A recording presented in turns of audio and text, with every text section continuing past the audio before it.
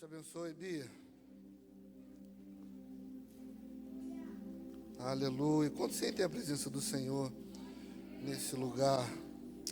Aleluia, aleluia, aleluia. Glória ao Senhor Jesus. Por gentileza, abra sua Bíblia em Romanos. Carta de Paulo aos Romanos, capítulo 8, verso 17. Romanos 8, verso 17.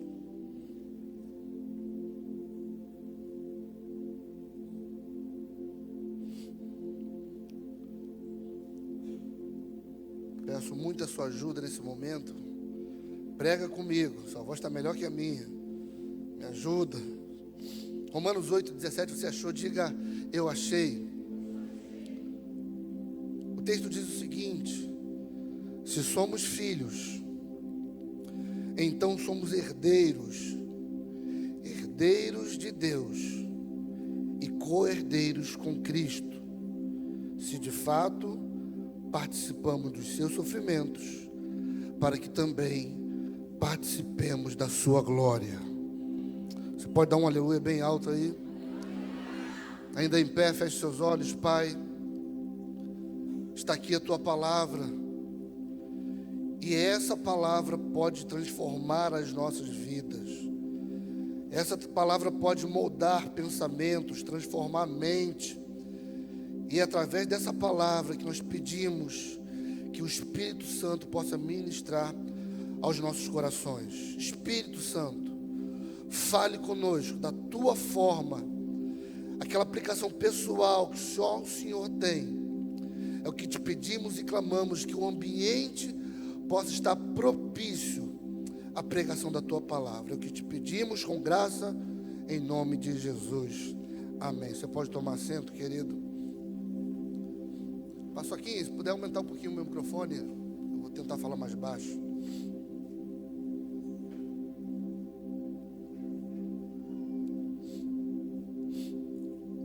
Queridos, eu quero compartilhar algo contigo que Deus tem falado ao meu coração já há algum tempo. Eu quero falar sobre maturidade contigo essa noite. É um tema que geralmente eu compartilho com os jovens, por onde eu vou, por onde eu prego, principalmente com os jovens da nossa igreja, pois acho ser um tema pertinente à juventude, maturidade. Mas eu tenho entendido que maturidade não está ligado apenas à idade. Precisamos, quem sabe, hoje, amadurecermos em alguma área das nossas vidas. Independente da idade que você tem, independente do tempo que você tem de igreja, nós precisamos amadurecer em alguma área da nossa vida. E o Espírito Santo tem falado comigo: Danilo, não compartilhe esse tema maturidade apenas com a juventude. Comunique também na igreja. Fale também ao corpo inteiro. Eu quero falar contigo sobre isso. Bom, o texto que nós lemos, ele começa ressaltando duas coisas. Paulo diz que somos filhos, e na verdade ele coloca isso numa condicional: se somos filhos. Por que se somos filhos? Porque nem todos são filhos. Nem todos são filhos. Apenas aqueles que reconhecem Jesus como seu Senhor e Salvador podem ser chamados de filhos. E os outros, pastor, apenas criatura. Todos são criaturas, alguns são filhos. Mas pastor, qual é a condição para ser chamado de filho? Receber o Senhor Jesus no seu coração, crer e confessar o seu nome. Ah, pastor, isso está falando que pelo fato do meu marido não conhecer Jesus ainda, ou não ter recebido Jesus ainda, ele não é filho de Deus? Não é. Por mais que isso te espante, por mais que isso talvez te cause escândalo, nós só podemos ser chamados de filhos de Deus através do sacrifício de Jesus na cruz. Ah, mas o meu primo, minha tia, minha irmã é uma pessoa tão boa, uma pessoa tão generosa, é uma pessoa tão fiel à família. Não tem problema. Nós só podemos ser chamados de filhos através do sacrifício de Cristo na cruz. Porque nós não conquistamos esse título de filho pela nossa bondade, pela nossa generosidade, pelo nosso amor, pelo nosso carinho com o próximo, não. O título de filho foi conquistado a preço de sangue, pelo sangue de Jesus no Calvário. Entenda, querido, dê graça porque você é filho. Ei, glorifique a Deus porque é filho. Agradeça o sacrifício de Jesus na cruz porque você é filho, porque foi por meio da graça dele e não pelas nossas obras. Tem alguém entendendo isso aqui essa noite? É o próprio Jesus quem diz que nós somos filhos através do seu sacrifício. E João, ele escreve no primeiro capítulo do Evangelho de João, verso 11 e 12, que veio para os seus e os seus não receberam, mas a todos quanto recebeu ou receberam, deu-lhes o poder de serem feitos filhos de Deus, aos que creem no seu nome. É o sacrifício de Jesus na cruz que nos torna filhos de Deus. A segunda coisa que Paulo nos fala no texto de Romanos é que já que somos filhos, também somos herdeiros. E se a notícia de ser filho já nos alegra o coração, imagina descobrir que você é um herdeiro de Deus. Existe uma herança em Deus para mim e para você, por gentileza, diga amém. Agora, já que nós somos herdeiros, não aceite viver com menos do que tudo aquilo que Jesus conquistou para nós no Calvário. Como diz a canção, tudo o que Jesus conquistou na cruz é direito nosso, é a nossa. Só que muitas das vezes vivemos até como filhos, mas alheio da herança de Deus. Sabe, ninguém que conhece, ninguém sem consciência, que sabe que tem uma herança de 10 milhões de reais, aceita viver apenas com 100 mil. Ninguém sabe, ninguém em sua consciência, sabendo que existe uma plenitude de herança para si, aceita viver com menos. Mas infelizmente, muitas das vezes nós como crentes, aceitamos viver apenas com uma parte da herança que nos foi reservada. Eu venho como um profeta de Deus hoje para te falar, não aceite viver com menos do que tudo aquilo que Jesus conquistou na cruz. Você pode dizer um amém? Não aceite viver com menos do que tudo, porque o preço foi pago e o preço foi muito alto. Sabe, eu não sei você, mas eu não vou descansar enquanto não viver a plenitude da herança do Senhor. Se existe prosperidade no céu, para mim eu quero. Se existe cura no céu, para mim eu quero. Se existe dons liberados para mim na região celestiais, eu quero. Se existe prosperidade, se existe, sabe, felicidade, se existe prosperidade em todas as áreas da minha vida, para mim eu quero, porque eu não quero viver nessa terra alheio da herança que Deus tem para mim. Tem gente que se contenta a viver com pouco. O preço foi muito alto, querido. Um dia, um jovem veio a mim, a Rebeca, e falou assim: pastora, eu quero honrar a vida de vocês, eu quero dar um presente para vocês. Eu falei: obrigado, querido. Eu quero dar um voucher para qualquer restaurante do Rio de Janeiro que você quiser, para você e para a pastora. Eu não sei porque ele quis me honrar, me levando para comer. Não sei de onde ele tirou isso. Pastor, pode escolher o restaurante, a churrascaria que você quiser. Eu falei: tudo bem. Falei com a Rebeca, falei: amor, então vamos ali no Barra Brasa, glória a Deus. Fica a dica aí, se quiser honrar a vida dos pastores. Vamos no Barra Brasa. É Rio Brasa, né? Mudou o nome. Aí fomos lá. Chegando lá, querido, eu fiquei impressionado, porque o rodízio, no valor daquele, tinha gente comendo apenas alface, beterraba e franguinho. Eu olhei para aquele camarada e falei: rapaz, esse camarada não sabe o valor que foi pago para ele estar aqui. Eu não, o garçom vinha, picanha, senhor, eu falei: por favor. Cupim, Senhor, por favor. Linguiça, Senhor, 2. Cordeiro, Senhor, com gelé de hortelã, se possível. Japonês, Senhor, por favor. Sobremesa, por favor. Sabe por quê? Eu queria experimentar de tudo, porque eu tinha noção do preço que foi pago para eu estar ali. Eu falei, eu não vou sair daqui enquanto eu não experimentar de tudo, porque eu sei o preço que pagaram para eu estar aqui. Você, como crente, deveria ter consciência do preço que foi pago para você estar de pé hoje. E se eu fosse você, não viveria mais além da herança que Deus tem para mim e para você. Tem alguém entendendo essa palavra aqui? Oh, aleluia. Tem gente que no mundo espiritual está falando assim, me dá um franguinho, uma água com gás, pelo amor de Deus. Tome posse da herança espiritual que Deus tem para mim, para você, para a sua casa, porque o preço que foi pago foi um preço muito alto. Eu falo, pelo amor de Deus, eu quero usufruir de tudo aquilo que eu tenho direito. Só que tem gente que fala assim, não, pastor, as bênçãos que o Senhor tem para nós são bênçãos apenas no mundo do Espírito.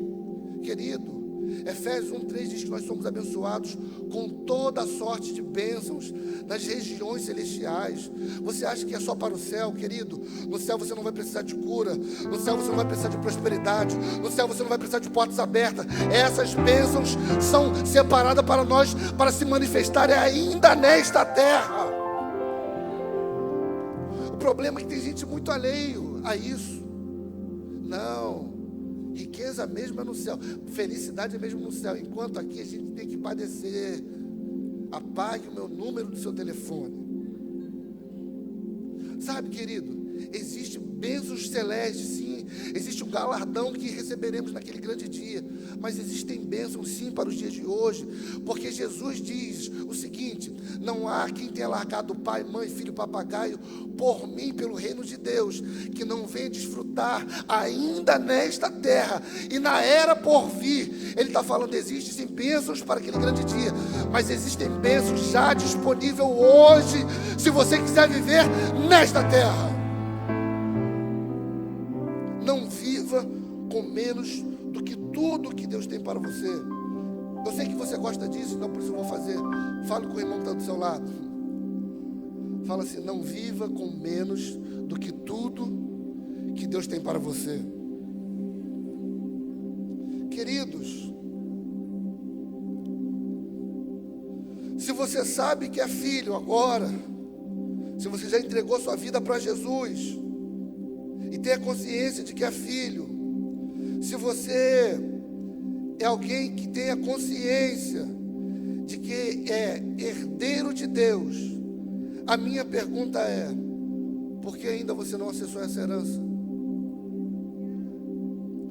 Por que você ainda não tomou posse disso? Por que você ainda não está desfrutando dessa vida que Jesus veio nos trazer? Existem crentes que vão até ser salvos, mas por não acreditarem nessas promessas, viverão infelizmente uma vida miserável na terra. Infelizmente, você vai até ser salvo, sua família será salva, mas por você não tomar posse, não se apossar dessa herança, você viverá uma vida miserável aqui na terra. Querido, não viva uma vida miserável, porque Cristo veio trazer vida e vida em abundância. Agora, por que não acessamos a essa herança? Eu quero separar pelo menos um motivo. Abra sua Bíblia, por gentileza, em Gálatas 4. Gálatas 4. Eu quero ler 2 versos contigo.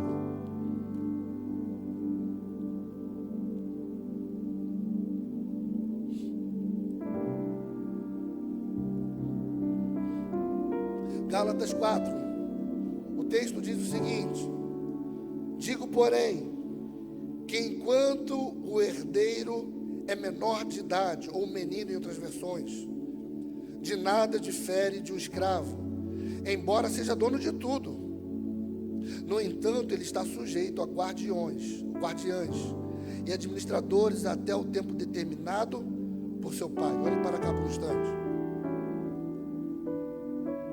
Paulo está falando que enquanto o filho for menino, e o termo usado aqui é neipes, ou seja, imaturo, ou até sem idade maior, ele nada difere de um escravo, mesmo que seja dono de toda a herança. O que é isso, pastor? Vamos pensar no texto com a mentalidade do tempo em que foi escrito. Era comum algumas famílias terem na sua casa escravos. E o que o escravo fazia? Ele trabalhava na casa, ele conhecia o dono da casa, mas não tinha acesso a nenhuma parte da herança do dono. Ele estava na casa, conhecia o dono da casa, conhecia o pai da casa, mas não podia tomar posse de nada, nada era dele. Da mesma forma, o texto diz que é assim quando os filhos ainda são meninos, ou seja, sem maturidade. Paulo está nos ensinando que, por mais que sejamos filhos e temos a herança esperando a nós, se nós não tivermos maturidade, nós não podemos usufruir de nada. Entenda, querido, a maturidade é aquilo que vai nos dar acesso a essa herança que Deus tem para nós. A maturidade será a senha que nos dará acesso a essa herança. Imagine você que alguém muito rico vire para você e fala assim: gostei de você, olha só, eu já estou muito velho, estou perto da morte, não tenho herdeiro nenhum, e porque eu gostei de você, está aqui o meu cartão do meu banco, eu estou te entregando. Assim que eu morrer, tudo aquilo que é meu passará a ser seu. Toda a quantia que eu tenho no banco, de 50 milhões de reais, será seu. Está aqui o cartão, está aqui o banco. É só eu esperar eu morrer, que o dinheiro será seu. Aí você vem na igreja e fala: Senhor, leva ele, Senhor. Brincadeira, ninguém vai morrer aqui, não. O camarada morre. Você tem o cartão, você sabe o banco. Aí você chega lá para sacar ou fazer uma compra, sei lá. E quando você vai sacar, você esquece que você não tem uma coisa. O que eu não tenho? O que eu não tenho? A senha. O dinheiro é meu, mas eu não tenho acesso porque eu não tenho a... Da mesma forma é nossa herança. Jesus morreu, então por isso nos deixou uma herança. É minha, é sua, mas a senha para acessar essa herança é algo chamado maturidade. É seu, é meu no mundo do espírito, mas enquanto formos meninos, não teremos acesso a essa herança. Eu lembro que quando comecei a namorar com a Rebeca tinha 17 anos, 16 para 17 anos, e ela me falava de uma poupança que o avô dela fazia para ela. Ela falava: Danilo, amor, meu avô fez uma poupança para mim e eu só posso sacar quando eu tiver 18 anos. Eu só posso sacar quando eu tiver 18 anos, porque foi uma cláusula que ele botou. Eu só posso ter acesso a esse dinheiro quando eu for maior de idade. E eu preciso desse dinheiro. Eu quero muito esse dinheiro. Eu tenho necessidade desse dinheiro. Eu falei: meu Deus, deve ser muito dinheiro. Estou bem na fita. Não, eu quero muito, eu tenho planos com esse dinheiro. Com esse dinheiro eu vou fazer, eu vou acontecer. Eu falei: então vai lá e sacar. Eu falei: eu não posso, porque eu ainda não tenho a idade ainda que o meu avô estabeleceu. Da mesma forma, Deus, Ele estabelece princípios. E esses princípios nem o próprio Deus quebra. E o princípio, eu vou repetir para que você aprenda e grave: o princípio para acessar a herança é a maturidade. Você está entendendo? Diga amém. Enquanto não tivermos maturidade, não acessaremos a essa herança. Sabe, existem algumas bênçãos que você está pedindo, que você está precisando, que você está querendo, você está fazendo campanha e está falando: Senhor, será que você não tem isso para me dar? Deus fala: eu tenho e já é seu, eu só não te entrego porque você ainda não amadureceu. Existem algumas bênçãos que, se o Senhor te entregar antes do tempo, ao invés de Ele te promover, Ele vai te matar. E eu vou te explicar o porquê, não se assuste. Existem algumas bênçãos que, se tomada posse antes do tempo, ao invés de virarem bênçãos, viram maldições. Eu tenho o costume de falar com o Pedrinho: Pedrinho, vamos para o nosso carro. Não, papai, esse carro é teu. Eu falei: meu não, foi até eu quem comprou, mas esse carro é nosso, é meu, é seu e é da mamãe. Agora, apesar do carro ser do Pedrinho, você acha que eu sou louco de entregar o carro ligado na mão dele? Mas é dele. Porque existem algumas bênçãos que, por mais que sejam nossas, se for entregue a nós antes do tempo, ao invés de ser bênção, será maldição. Eu lembro quando eu era criança ainda, de 6, 7 anos de idade. Minha mãe em casa sempre foi uma boa cozinheira e sempre gostou muito de cozinhar.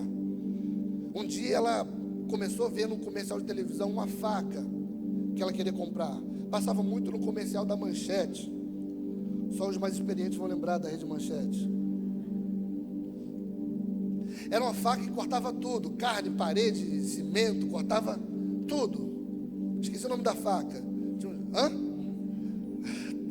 Pensei que tu fosse novo, hein, cara. 15, né? 2000, é isso? Eu acho que esse momento tu sabe. E um dia essa faca apareceu em casa. Não sei se minha mãe comprou, se meu pai comprou, se alguém ganhou, se Deus mandou. Eu não sei. Sei que essa faca apareceu em casa. E minha mãe, como sempre, cozinhou muito bem essa faca, só veio ajudá-la. Minha mãe gostava tanto dessa faca, mas tanto dessa faca, que ela não guardava nem na cozinha, ela guardava na sala, na estante da sala, como se fosse um móvel de decoração. Sabe como é pobre, né? Deixava a faca lá, guardada. E aquela faca era uma bênção nas mãos da minha mãe, principalmente nos almoços de domingo. Oh, glória a Deus, como era uma bênção aquela faca. Só que eu gostava muito de assistir um programa evangélico chamado Power Ranger.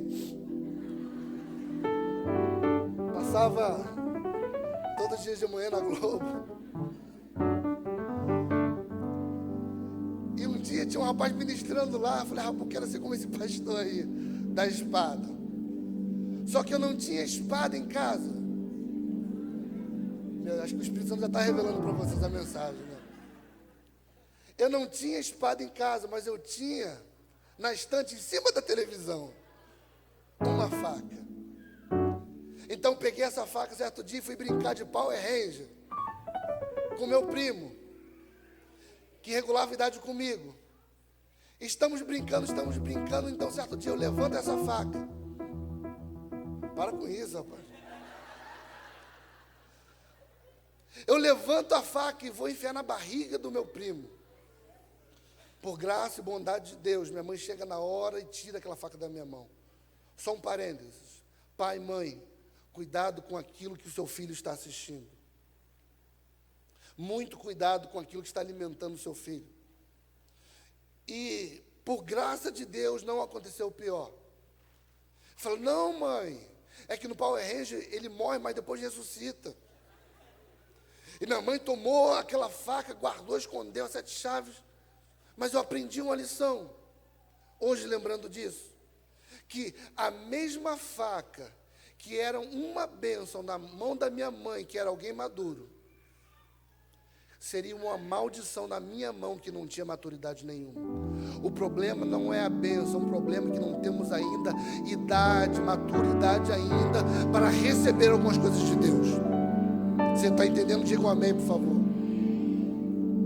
Sabe, queridos, em alguns casos, você está pedindo, você está jejuando, você está orando, subindo um monte, descendo um monte, fazendo campanha. Senhor, por que você não me dá, querido? Deus, Ele não está te punindo, Deus, Ele está te poupando. Deus, Ele não está te punindo, Ele está te poupando. Eu sei que você quer, eu sei que você pede, eu sei que você precisa, eu sei que você está afoito, ansioso para receber isso que você pede. Mas Deus está falando: crie maturidade, cresça, amadureça. Querido, maturidade nem sempre tem a ver com idade. Maturidade nem sempre tem a ver com idade, porque eu conheço jovens de 15 anos que são maduros e velhos de 40 que ainda parecem uma criança. Nós precisamos amadurecer para termos acesso às coisas que Deus tem para nós. Você está aí, diga amém. entenda que algumas bênçãos, se colocadas nas nossas mãos antes do tempo, nós vamos correr o risco de perder a bênção e a nós mesmos. Provérbios 20, 21 diz o seguinte: a herança que no princípio é adquirida às pressas, não será abençoada no seu fim. Você sabe qual foi o grande problema daquele filho que chamamos de filho pródigo, em Lucas 15? Porque ele quis a sua herança antes do tempo. Ele está falando: pai, me dá parte da minha herança. Você sabe muito bem que a herança só é dada a alguém quando aquele que está deixando a herança morre. O filho está pedindo a herança ao pai, ainda em vida, ou seja, não era tempo ainda dele usufruir daquela herança, mas ele queria antecipar aquilo que não deveria ser antecipado. E porque justamente ele antecipa aquilo que não deveria ser antecipado, ele perde a herança e acaba se perdendo. Deus prefere te ver chorar, espernear, brigar, orar, subir monte, descer monte, a ter que te perder. Deus vai te deixar chorando, Deus vai te deixar, sabe, clamando, do que ter que te dar algo que vai te fazer mal. Eu estou entendendo isso muito com meu filho hoje. Existem coisas que o Pedro quer: pai, me dá chocolate, pai, me dá chocolate. Eu falo: não, filho, não vou te dar. Pai, me dá, não vou te dar. Eu te deixo chorando, mas eu não te dou. Esses dias mesmo, ele estava um pouco rouco, um pouco resfriado por conta dessa mudança de tempo. E ele queria sorvete. Pai, me dá. Eu falei: não. Pai, me dá, não. Porque se eu te dou agora à noite, você não dorme de tanta tosse. Então prefiro te chorar, te ver chorando, porque ainda não recebeu, a ter que te perder, porque eu te dei aquilo que não deveria dar. Deus está falando com alguém essa noite aqui. O problema não é que Deus não tenha, o problema não é que Deus não seja bom, o problema não é que você não tem isso no mundo do Espírito. Sim, você tem, Deus é bom, Deus tem para dar, mas nós precisamos amadurecer e crescer em algumas áreas antes de termos acesso a algumas bênçãos. Nós precisamos crescer, e crescer nem sempre é fácil, amadurecer nem sempre é fácil. Eu lembro do dia em que meu pai estava tirando as rodinhas da minha bicicleta. Quanta insegurança aquilo me trouxe. Mas apesar de inseguro, eu não percebia que aquela insegurança estava me trazendo, na verdade, maturidade. Aquela dor, aquele frio na barriga, aquele desespero, estava, na verdade, me trazendo maturidade.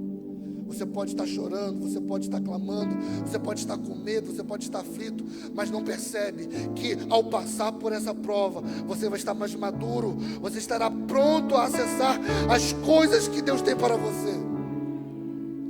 O maior interessado em ver você usufruindo da bênção é o próprio Deus. Eu comprei uma vez 2 pares de sapato para o Pedro, que ele estava vindo nos Estados Unidos. Eu falei: compre para mim, só que eu dei o número errado. Dei 3 números a mais ou maior. E quando eu cheguei em casa, eu falei: amor, que o tênis que eu comprei para o Pedro ainda com 1 ano, 2 anos de idade, sei lá, eu tinha acabado de fazer 2 anos. E quando eu botava um sapato nele, parecia um palhaço, bozo, de tão grande sapato. Eu falei: meu Deus do céu, não deu. Aí eu tirava o sapato, esperava uma semana, testava de novo, como se tivesse crescido absurdamente uma semana. E continuava não dando. Sabe, de hora em hora eu estava testando o sapato no Pedro. Às vezes eu botava só para ele dormir, só para ficar vendo ele lá com tênis.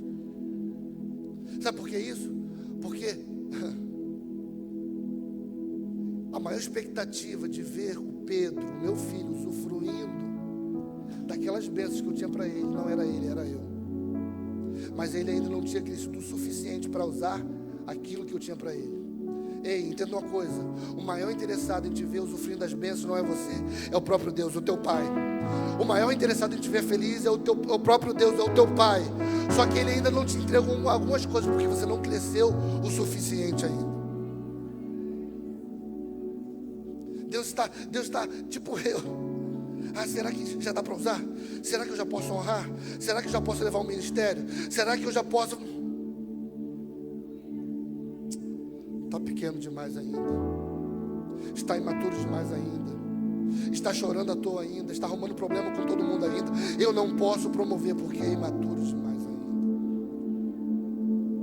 Deus tem coisas para nós e precisamos amadurecer.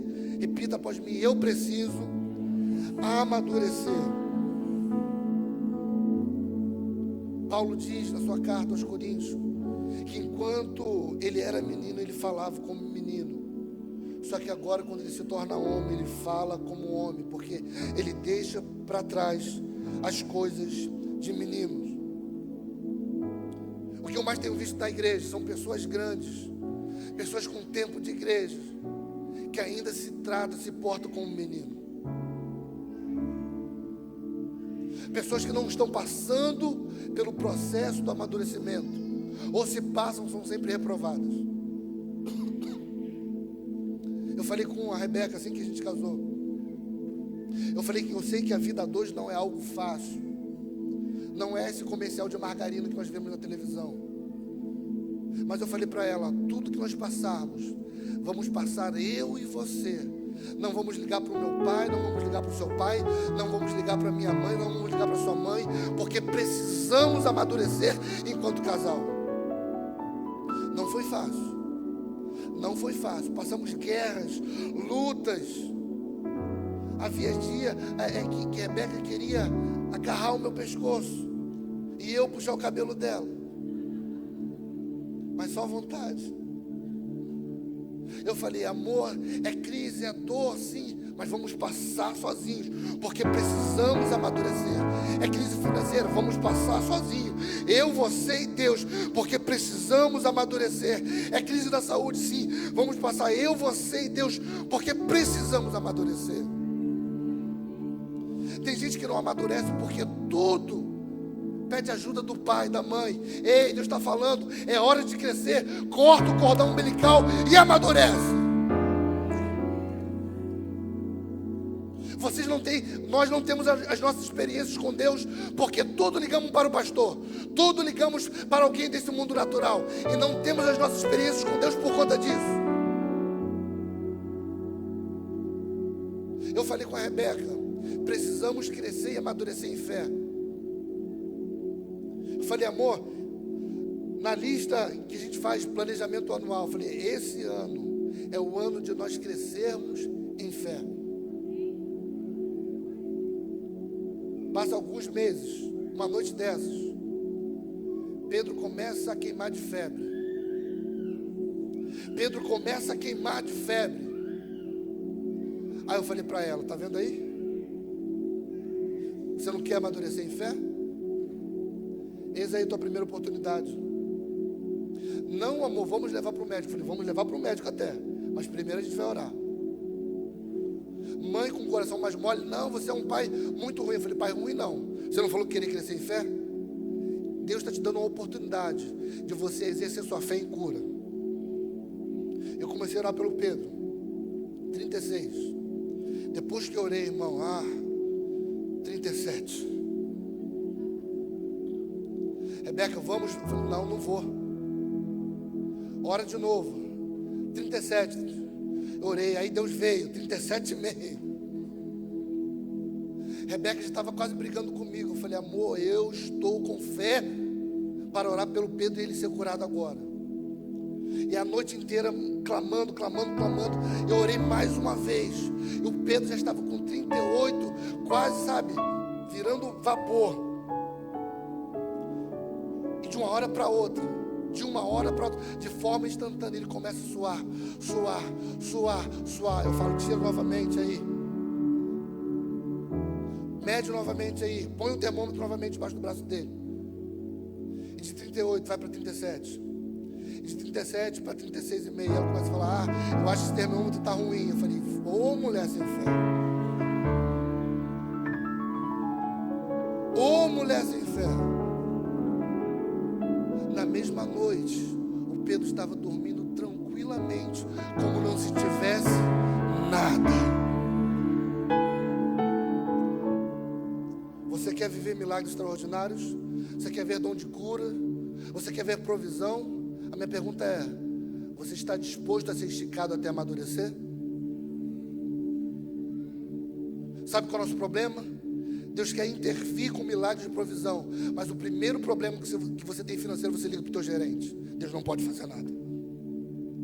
Deus quer intervir, sabe, no teu casamento, mas o primeiro problema que você tem, você liga para um conselheiro. Deus quer te dar autoridade espiritual sobre demônios, mas o primeiro problema que você vem, você liga para o pastor. Nunca vai amadurecer. Nunca vai amadurecer. Pare de contar com a unção dos outros. Deus quer te encher. Pare de contar com os olhos dos outros. Deus quer te encher. Pare de contar com o azeite dos outros, porque Deus quer te dar unção nova nessa noite. Tem alguém recebendo essa palavra aqui, meu Deus?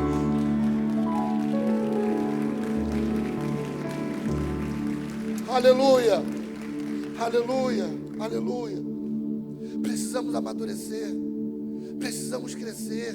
Não tomamos posse ainda de algumas coisas por falta de maturidade.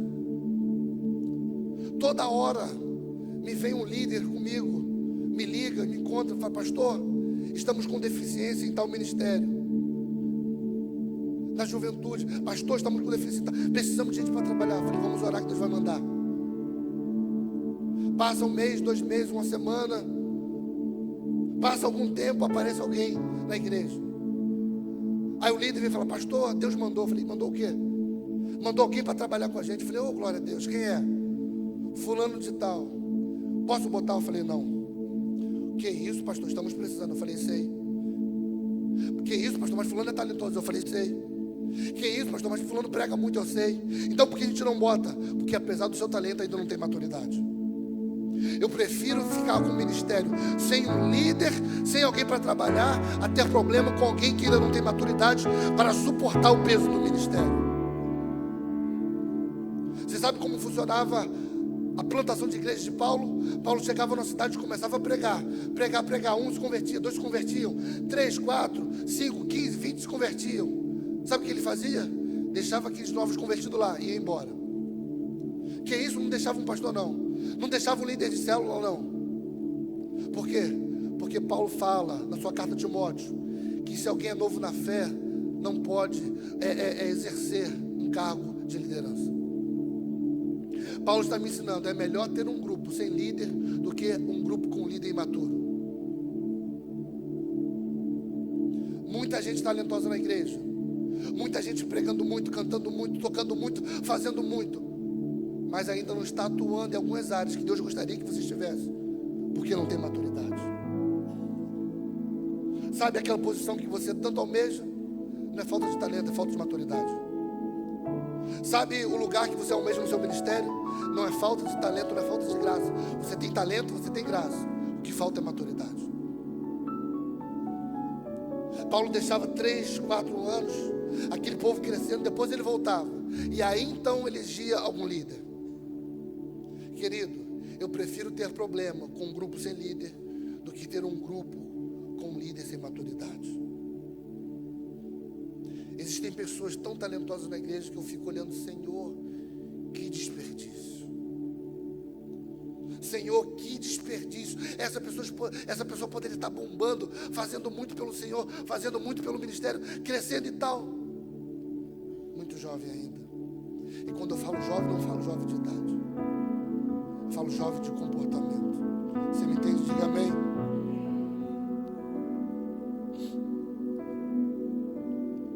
Deus quer que você amadureça. Deus quer que a gente amadureça. Deus quer que a gente cresça. Deus quer que a gente tome posse de toda a herança que Ele tem para nós. Mas precisamos amadurecer. E o processo do amadurecimento muitas das vezes é dolorido. Quantas vezes, quando meu pai ia me corrigir, ele falava: Danilo, você pode não entender agora, mas eu preciso te corrigir, porque lá na frente você vai me agradecer. Querido, fala isso para um garoto de 10 anos, nunca que entra na cabeça dele.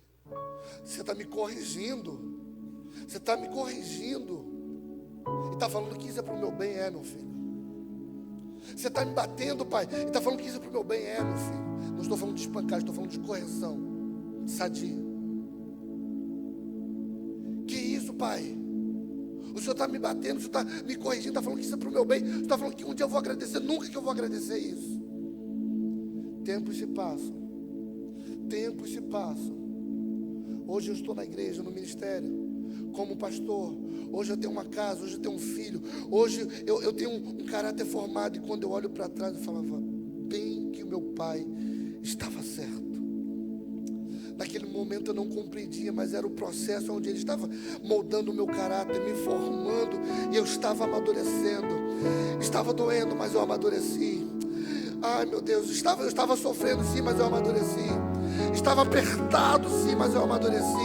Estava incômodo, mas eu amadureci. Eu estava sendo esticado, mas eu amadureci. Assim como Jesus falou para os seus discípulos, o que eu faço agora, você não vai entender agora, mas entenderá depois. Fique de pé.